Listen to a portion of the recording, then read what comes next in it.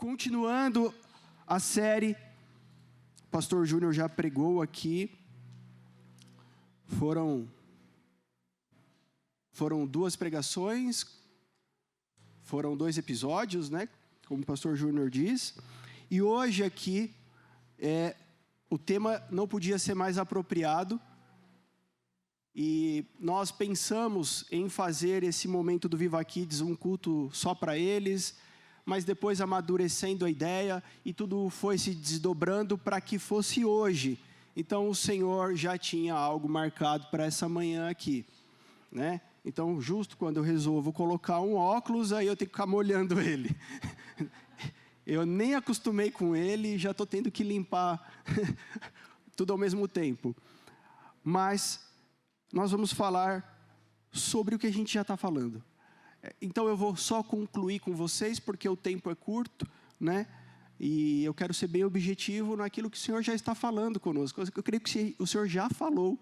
Então, Êxodo capítulo 3, versículo 15. E aí eu esnobo o meu óculos aqui, leio na Bíblia. Diz assim, eu vou pegar um pouco antes, o 14. Disse Deus a Moisés, eu sou o que sou. É isso que você dirá aos israelitas. O eu sou me enviou a vocês. Disse também Deus a Moisés, diga aos israelitas, o Senhor, o Deus dos seus pais, o Deus de Abraão, o Deus de Isaque, o Deus de Jacó, enviou-me a vocês. Esse é o meu nome para sempre, nome pelo qual serei lembrado de geração em geração. E o que nós vamos falar é do Deus de gerações. O Deus que não está preocupado com o hoje.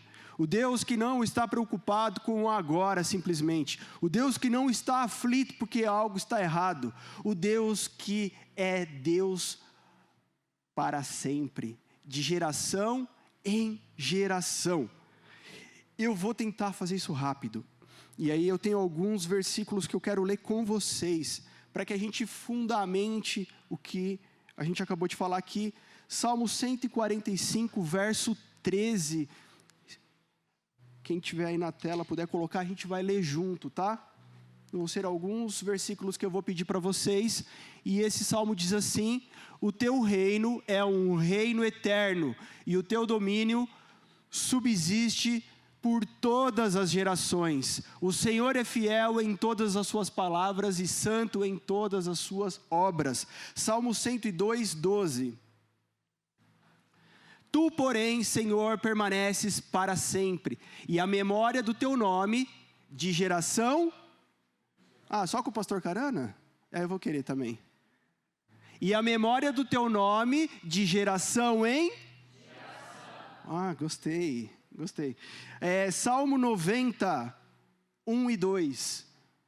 Senhor, tu tens sido o nosso refúgio, de geração em geração. Antes que os montes nascessem e tu formasses a terra e o mundo, de eternidade a tu és Deus.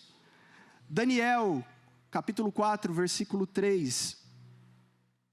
Como são grandes os seus sinais, e como são poderosas as suas maravilhas. O seu reino é um reino eterno, e o seu domínio se estende de geração em geração. Provérbios 22, 6.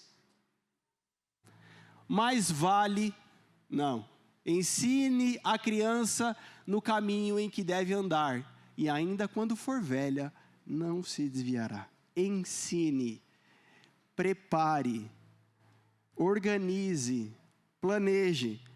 Deuteronômio 7, 9. Portanto saibam que o Senhor, seu Deus, é Deus. Ele é o Deus fiel que guarda a aliança e a misericórdia até 1000 gerações aos que o amam e cumprem os seus mandamentos. Amém? Glória a Deus. Queridos, esse é o reino de Deus, um reino que é eterno, um reino que não acaba. E por que isso é importante? Porque você vai entender que é muito maior do que os seus problemas.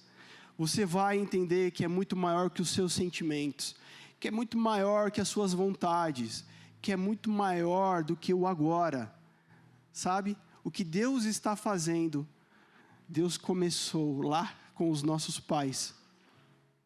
Talvez você pense assim, olha, eu não tive um pai que fosse crente, eu não tive uma mãe que fosse evangélica, eu não tive uma família que orava, eu não tive uma família que cantava louvores, eu não ia à igreja, mas deixa eu te falar algo aqui em nome de Jesus. Mesmo assim, o Senhor já estava trabalhando lá na vida dos seus pais. Mesmo assim, o Senhor já estava providenciando todas as coisas. Quando Deus chega para Abraão, sabe, e fala, Abraão, eu quero ter uma aliança com você. Abraão, existe uma história que eu quero escrever a partir de você. Você imagina que Abraão teve o quê? Medo. Você imagina que Abraão teve um monte de dúvidas. Porque Abraão estava agora sendo colocado para ele viver algo que ninguém tinha vivido. Estava sendo colocado para ele que ele deveria sair da parentela dele, do lugar onde tudo estava ali, certo, conhecido, e ir para o desconhecido, a se arriscar a depender da voz de Deus. Mas quando Deus faz isso na vida de alguém, Deus garante. Deus, ele não fala assim, ó, vai e te larga. Deus é o Deus da provisão. É o Jeová Jirê. O Jeová Jirê não é aquele que manda a compra do supermercado, simplesmente. O Jeová Jirê não é aquele que manda um dinheiro na conta. O Jeová Jirê é aquele que provê todas as coisas. E Ele é o Jeová Jirê, que provê e proverá todas as coisas. Mas quando viveremos a provisão de Deus? Em qualquer circunstância? Não. Quando necessariamente dependemos dEle. Quando necessariamente nos colocamos na dependência dEle. Então, o que Deus começou em Abraão, não era para Abraão exatamente. Não era só para Isaac exatamente. Não era só para Jacó exatamente. Não era só para 12 tribos exatamente. Chegou em mim, chegou em você, chegou nesses meninos que nós abençoamos aqui nessa manhã, e ainda vai chegar em muitas pessoas. Esse é o Deus de gerações. Essa palavra é uma palavra que o Espírito Santo tem para nos fortalecer, igreja. Em tempos onde, queridos, se nós olharmos para o cenário que está à nossa volta, nós caímos. De verdade. Se nós olharmos para as notícias, são notícias terríveis. Não é só porque o dólar está 6 por 1. Não é só por causa das guerras. Não é só por causa das muitas mortes, do terrorismo, do tráfico infantil, do tráfico de drogas, de armas. Não é só por isso. Não é só por isso. E eu sei que você é mais inteligente. Eu sei que Deus colocou em você um senso crítico, aguçado, uma inteligência que veio dEle. Não é só por isso. A cada momento que a gente olha ao redor, e a gente procura, inclusive, suporte na família da fé, somos tentados a desanimar, porque vemos coisas erradas, vemos coisas que olhamos e falamos assim, Deus está longe disso. Mas aqui, como igreja, qual é o nosso trabalho aqui, como essa família? O trabalho é de suportar um ao outro. Suportar não é tolerar, é dar suporte. É dar suporte, irmão. O que você está precisando? É de incentivar um ao outro. Não, irmão, vai. Não, é que eu estou pensando em desistir. Não, irmão, vai. Vai porque o Senhor é contigo. Não, mas eu estou doente, vamos orar e o Senhor tem cura. o Senhor tem provisão, o Senhor tem alegria para dar, sabe? Eu tive a oportunidade de conhecer a Arena Neoquímica, já que o pastor Júnior falou, que eu não conhecia. Aliás, eu nunca tinha ido assistir um jogo de futebol ao vivo. Então eu fui, levei o Rafael junto, e foi uma experiência maravilhosa e constrangedora, porque ninguém entra lá sem a camisa do Corinthians. Aqui a gente não vem com a camisa de Jesus. A gente não põe bandana, a gente não coloca fitinha. E às vezes a gente também não traz a Bíblia. Mas qual é o perigo disso? O perigo é que se a gente começa a esvaziar muito, vai perdendo o sentido. Entende? Mas por que tem que ter isso? Por que com os nossos pais tinha que ter, para não perder o sentido, queridos? Constrangedor ver a alegria daquelas pessoas e a atmosfera é, de fato, contagiante. Imagina eu no meio da Gaviões, não, brincadeira, não fiquei. Me deram um lugar lá, ultra reservado, eu falei, caramba, mano, estou me sentindo aqui, E aí eu fiquei vendo a beleza daquilo, mas sabe o que acontece antes de começar o jogo? Não mostra na TV. Mas eles entram, dois homens entram com o São Jorge e um outro negócio que eu não sei o que era, e eles dão a volta no campo consagrando. Vocês sabiam disso? Eles consagram. E eu ali já fiquei, ligado, ligeiro. E aí, começa o jogo e é empolgante aquilo, porque as pessoas estão ali para aquilo.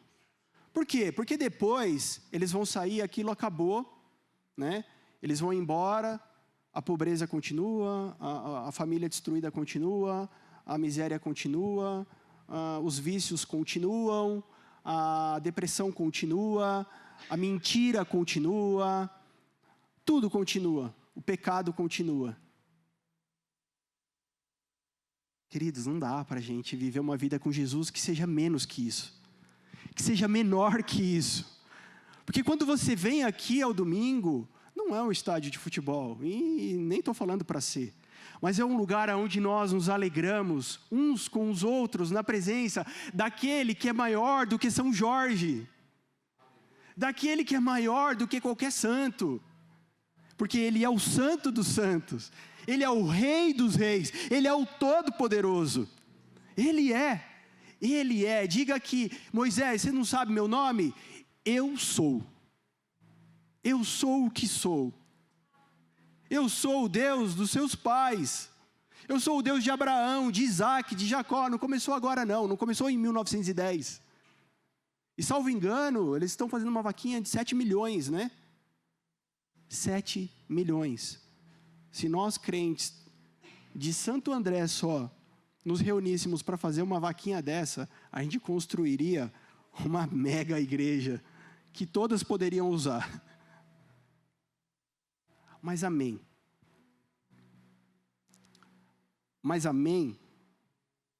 Porque o amém, que a gente aprendeu o que significa, é porque nós estamos sendo moldados, nós estamos sendo conformados à imagem e semelhança de Jesus. E sabe por que você vive o que você vive? Porque você está sendo moldado à imagem de Jesus. E o que falta? Falta você entender que o que você está vivendo não é apenas um problema, não é apenas, pode dar o nome que você quiser. O que você está vivendo é Deus te proporcionando uma oportunidade de ser moldado conforme a sua imagem. Por quê? Porque de você vai sair, da forma aqui, vão sair outras cópias, vão sair outros que foram na mesma forma. Um dia Deus precisou me moldar. Casei, a vida inteira na igreja, no louvor, tocando, bonitão lá, que alegria. Namorei com a Carol, esperei no Senhor com paciência, casei leve, livre, não casei com problemas, Eu não casei com problemas, por exemplo, que pode acontecer. Existem histórias aqui, cada um na sua história, me permitam. Aí eu pensava na minha cabecinha assim, eu não tenho já um filho, que pode ser uma coisa que dificulta. Alguns casais precisam administrar essa situação. Eu não tenho um problema financeiro. O Senhor preparou um apartamento, e glória a Deus, estamos vivendo. Eu lembro que a gente não precisava deixar de comer a pizza no final de semana. A gente, aliás, não tinha filho, a gente saía para jantar a hora que quisesse. Tudo bem. A gente não parou de ir para a igreja porque a gente casou. A gente começou a ir mais para a igreja e se dedicar mais, porque agora a Carol não tinha horário para chegar em casa, não tinha que levar ela para o pai e a mãe dela, e a gente podia fazer. Então parecia que estava tudo bem, mas o Senhor precisou me moldar. Porque o que eu li aqui, Colossenses, precisou acontecer na minha vida. Eu precisei aprender a dar, eu precisei aprender a deixar o meu sentimento em segundo plano, deixar as minhas vontades em segundo plano, deixar, as minhas certezas inegociáveis em segundo plano, em detrimento de que ela fosse abençoada por isso. Olha que bonito, mas doeu, doeu.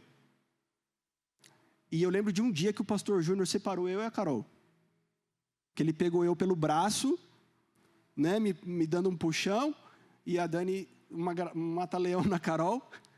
Eles estavam lá naquele dia, e eles que foram bênção de Deus na nossa vida, foram usados pelo Senhor para ministrar a nossa vida.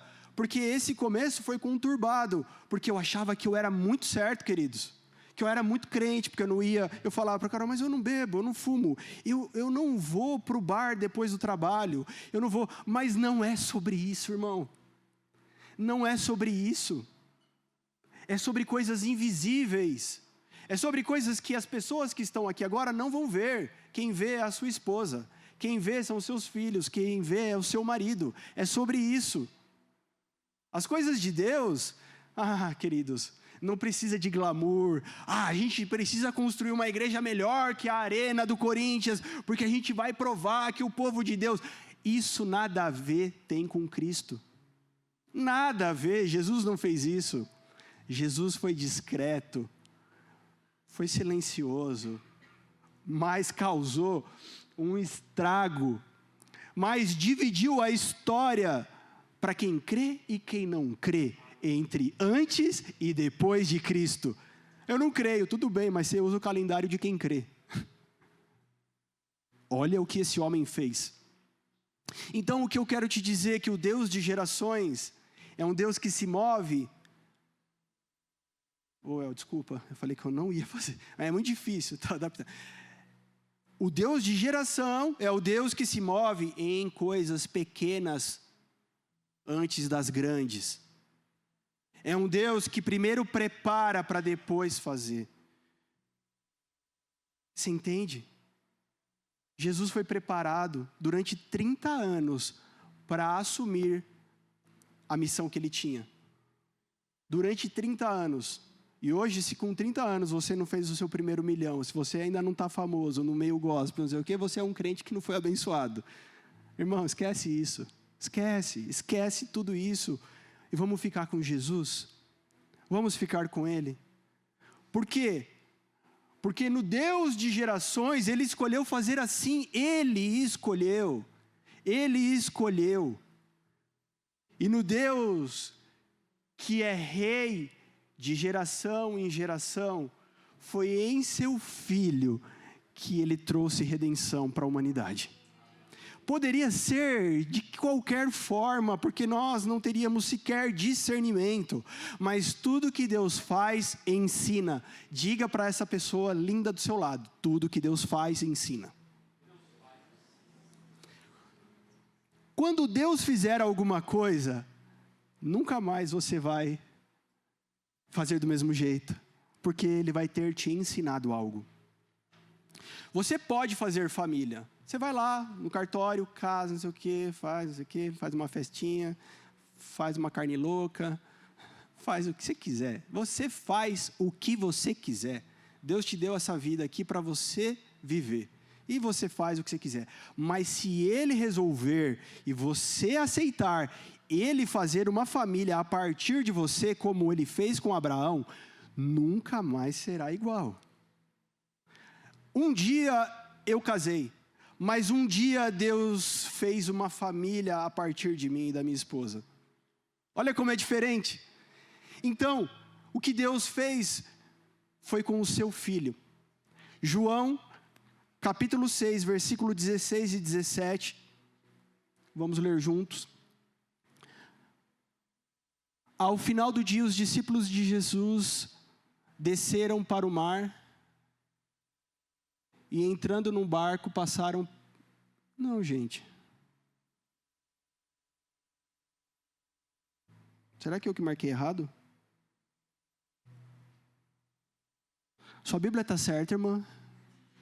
Você tem certeza disso? Certeza absoluta. João. Eu falei João ou não falei, gente?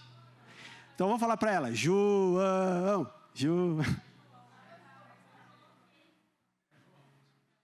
Hã? É o óculos. Pode ser o óculos, queridos. Pode ser. Mas vamos para o próximo, então. Hebreus. Deixa esse aqui. No próximo culto eu falo. Hebreus 9, 11 e 12. Espero que esteja certo, porque pode ser meu óculos agora. Quando, porém, Cristo veio como sumo sacerdote dos bens já realizados mediante o maior e mais perfeito tabernáculo, não feito por mãos humanas, quer dizer, não desta criação, e não pelo sangue de bodes e de bezerros, mas pelo seu próprio sangue, ele entrou no santuário e, uma vez por todas, obteve uma eterna redenção. Amém? Foi Jesus. Foi no Filho que nós encontramos aquilo que nós precisávamos, aquilo que a humanidade aguardava, foi no Filho. O Senhor escolheu.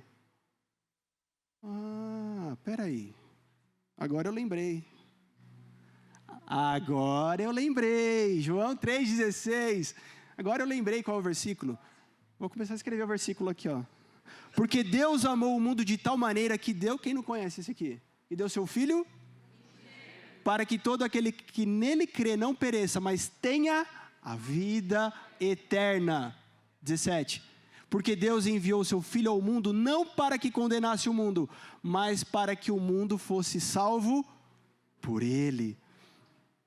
Existe, queridos, na próxima tela, existe uma geração que ama a vinda do Filho, uma geração que está esperando e apressando a sua volta, uma geração que pode se reunir aqui aos domingos e dizer: Maranata, a hora vem, Maranata, a hora vem.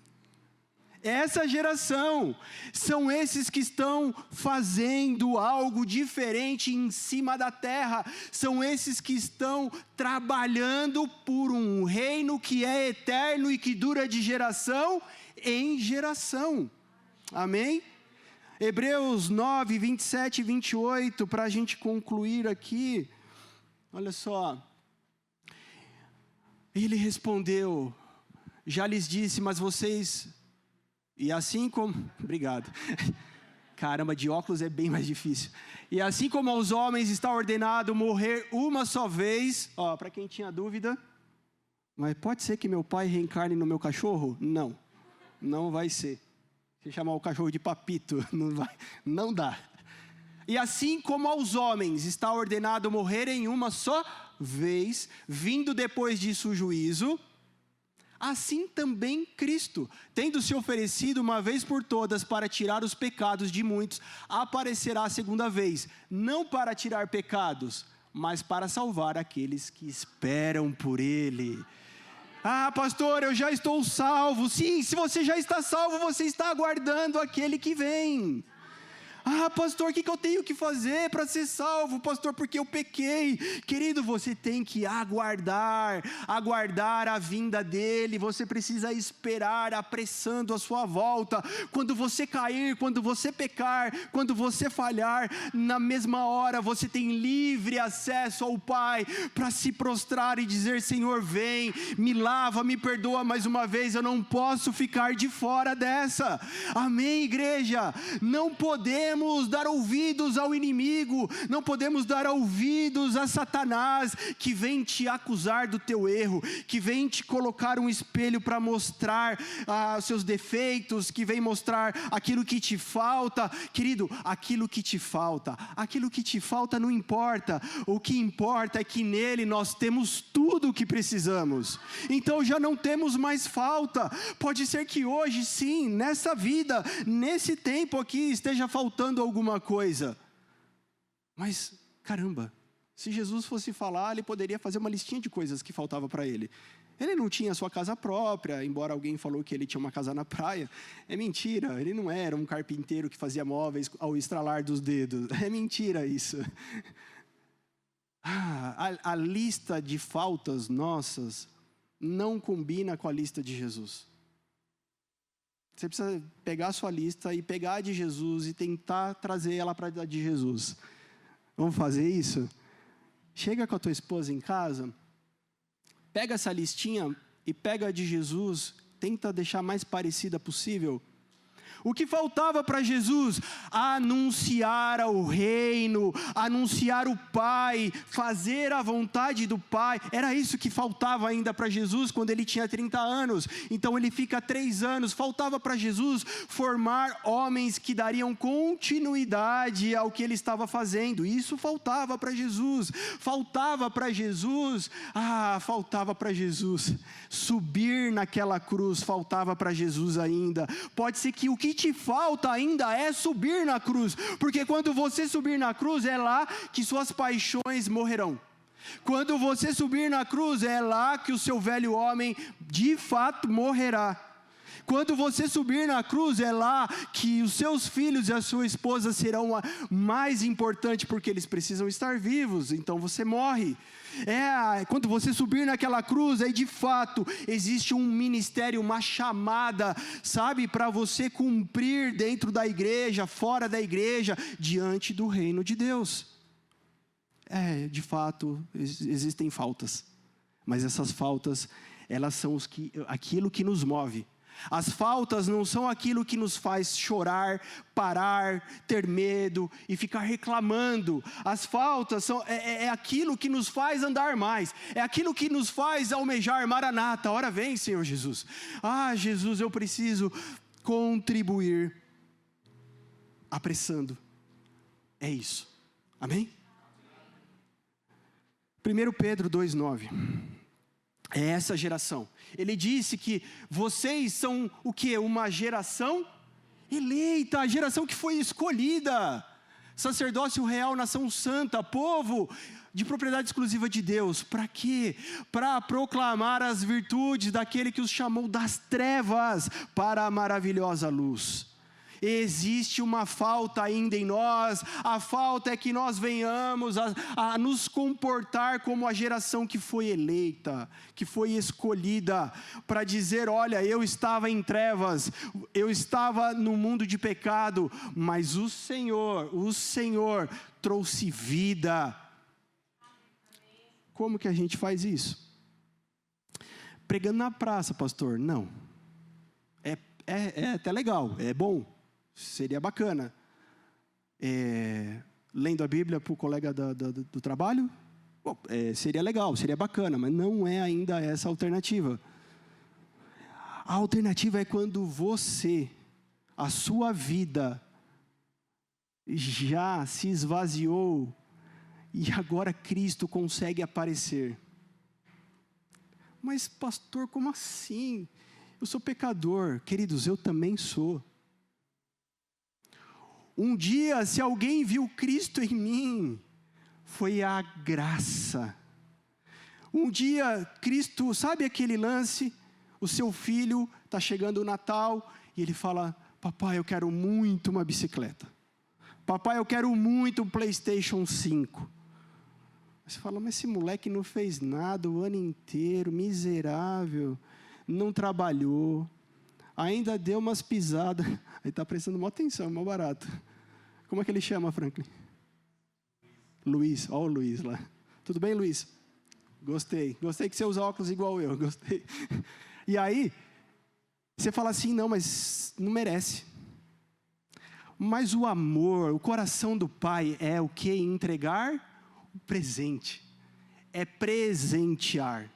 E graça significa presente. Sabe, o Deus Pai, o coração, a alegria de Deus Pai é entregar um presente para nós. Não filhos mimados que saem por aí fazendo o que querem. Não é por isso. Mas também não é porque são filhos perfeitos, maravilhosos, que não fazem coisas erradas. Também não é isso, entenda. É sobre Ele. É sobre o coração de um Deus que ama. E aí você pode pedir o que você quiser para Deus. Porque quando estamos nele, nós pedimos e Ele ouve. Quando nós estamos nele, nós pedimos e Ele ouve.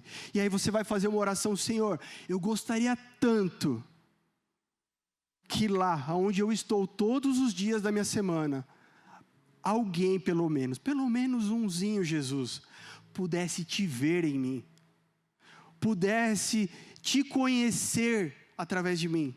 Você acha que Deus vai falar o quê? Não, você não merece. Ele vai fazer. Mas o que você tem pedido para Deus? O que você tem orado pedindo para o Papai do céu, que não é o Papai Noel? Amém? É isso. 2 Pedro 3, 2 Pedro capítulo 3, a gente vai ler do 11 ao 14. Uma vez que tudo será assim desfeito, vocês devem ser pessoas que vivem de maneira santa e piedosa. Tem um jeito certo de viver. Esperando e apressando a vinda do dia de Deus. Por causa desse dia, os céus incendiados serão desfeitos e os elementos se derreterão pelo calor. Nós, porém, segundo a promessa de Deus, esperamos novos céus e nova terra nos quais habita a justiça. Nós não esperamos o fim do mundo, a guerra nuclear. Nós não esperamos que o reset do sistema financeiro. Nós esperamos novos céus e nova terra. Por essa razão, amados, esperando essas coisas, esforcem-se para que Deus os encontre sem mácula, sem culpa e em paz. Há um esforço útil, há algo que vale a pena o seu trabalho. 17. Esse aí vai para o versículo 17.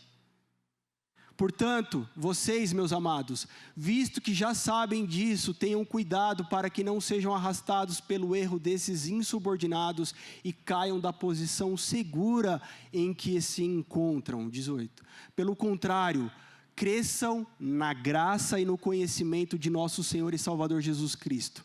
A Ele seja a glória, tanto agora como no dia eterno, de geração em geração. Amém? Pelo que então devo chorar, pastor? Você deve chorar não pela casa nova, não pelo marido que ainda não chegou, se você está encalhada. Acho que não, aqui não tem ninguém encalhado, né? Não pelo emprego dos sonhos, você deve chorar, você deve trabalhar, sabe? Por crescer em conhecer ao Senhor, por crescer na graça, por crescer no conhecimento. Amém? É por isso, é só por isso. E eu quero encerrar com vocês usando uma frase aqui, o pastor Júnior deixou, então eu vou usar. Todas as batalhas que deixamos de lutar hoje terão que ser travadas pelos nossos filhos amanhã. O reino começa na nossa casa.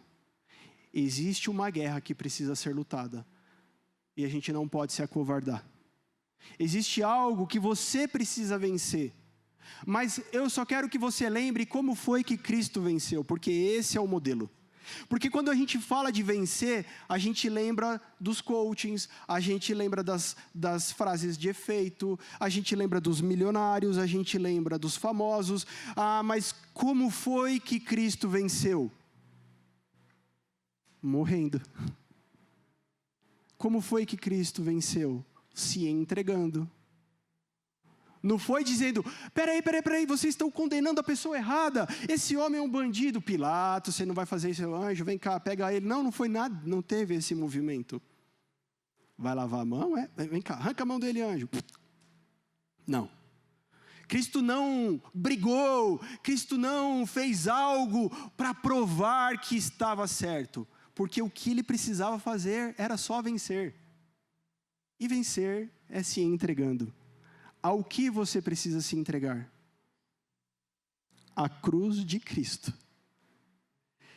Talvez você não entenda tudo agora. Você fala, pastor, meu Deus do céu, é muita coisa, muita informação, eu não estou entendendo tudo. Mas fecha a porta do seu quarto. Mateus capítulo 6. Entra lá no seu quarto, no silêncio, e começa a perguntar para Deus. E deixa o Espírito Santo te responder. Porque existem algumas coisas que precisam morrer em nós. Para que os nossos filhos não precisem morrer. Se não morrer o que necessita morrer hoje, quem vai morrer são seus filhos. Se você não se entregar hoje, os seus filhos vão chorar para eles tentarem se entregar. Sabe, a gente vem de uma geração assim.